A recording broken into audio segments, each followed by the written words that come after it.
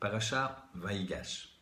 Paracha extraordinaire dans laquelle Yosef se trouve face à face à Yehuda, confrontation de géants, de rois, et qui se finit par l'aveu de Yosef qu'il est Yosef, qui n'est pas vice-roi, et c'est les retrouvailles.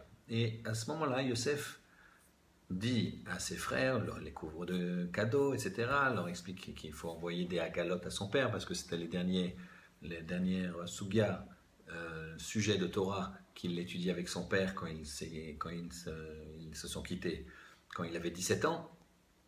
Mais à un moment, il dit la chose suivante, quelque chose d'extraordinaire.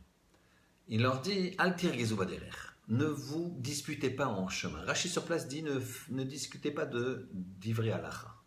Alors il y a plusieurs questions qui se posent. Comment se fait-il que Yosef puisse dire à ses frères « Ne vous disputez pas en chemin » Ils avaient déjà fait un chemin en provenance de Canaan, c'est-à-dire que Yaakov, leur père, s'était déjà séparé de ses fils et leur avait donc sans doute pas dit, même de façon certaine pas dit, Al tirgezu baderer, puisque Yosef le dit. Il ne va pas répéter quelque chose que leur père aurait dit.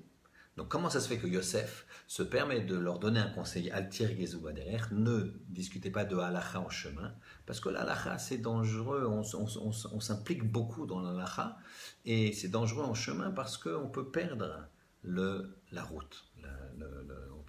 La route est dans le désert, ça peut être mortel, on peut se perdre. Et donc Yosef leur donne ce conseil.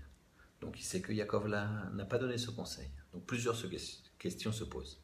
Comment ça se fait que Yosef sait que leur père ne leur a pas dit Al tirgezu baderer, c'est-à-dire n'étudiez pas la halacha en chemin parce que c'est trop de passion la halacha et qui risque de vous faire perdre la route. De plus, si Yosef sait, puisqu'apparemment il le sait, on ne sait pas comment, mais il le sait, que Yaakov ne l'a pas dit. Alors si Yaakov ne l'a pas dit, pourquoi Yosef le dit? Donc on a plusieurs questions. 1. Comment Yosef sait que Yaakov ne l'a pas dit? Deuxième question, puisque Yosef sait que Yaakov ne l'a pas dit, pourquoi lui il le dit? Quel intérêt? Eh bien écoutez, c'est extraordinaire. Yaakov ne l'a pas dit. Parce que on va ramener une Gemara dans Brachot. La Gemara nous expose comment on doit étudier. Est-ce qu'on étudie Chumash, Gemara, Halacha?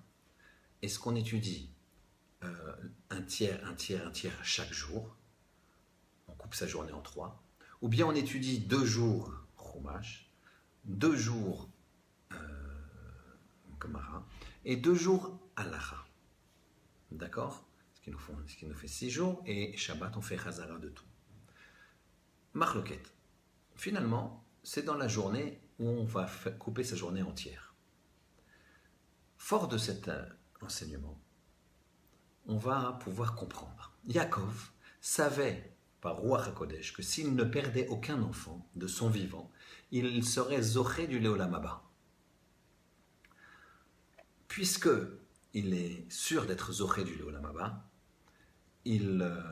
tant qu'il n'a pas d'enfant, à partir du moment où il a perdu Yosef, il pense qu'il a un problème sur le Leolam Haba. Et surtout, il a une chazaka, une forte présomption de pouvoir perdre éventuellement d'autres enfants. Cette présomption est plus forte puisqu'il en a déjà perdu un. Ça lui a fait changer de statut. Donc il craint beaucoup pour la vie de ses enfants quand il les envoie en Mitzrayim. Mais, il se dit, si je leur dis n'étudiez pas de halacha, parce que, donc, Al tirgezu baderer, s'il leur dit ça, il se dit, puisque je risque de perdre un enfant, à ce moment-là, si effectivement il y a un danger, quoi qu'il arrive dans le chemin, qu'on étudie l'halacha ou pas, et si un de ses enfants meurt, il n'aura pas sa dose de Torah suffisante sur lequel Akadosh Baruch Hu lui a demandé d'étudier. Et donc il va perdre, il ne pourra pas se rattraper puisqu'il y a un danger plus important. Yosef, par contre, qui sait qu'il est vivant, donc il sait qu'il y a de grandes chances qu'il finisse bien le trajet, ses frères, puisqu'il n'y a pas eu d'enfant perdu pour Yaakov. Alors il leur dit, Al tirgezu baderer, ne vous disputez pas en chemin, ne faites pas de halacha, puisque vous avez de grandes chances de finir vivant le chemin et de ne pas vous de ne pas avoir de problème en chemin. Alors ne causez pas de problème en étudiant l'halakha où c'est trop profond. Yaakov, lui, je reviens, lui, il avait peur de ça. Donc il s'est dit, si jamais il doit mourir, au moins qu'il meure avec toute leur Torah. Et si je leur dis Al Tirgizou Baderech, il va leur manquer la partie de halakha qu'ils se doivent d'étudier.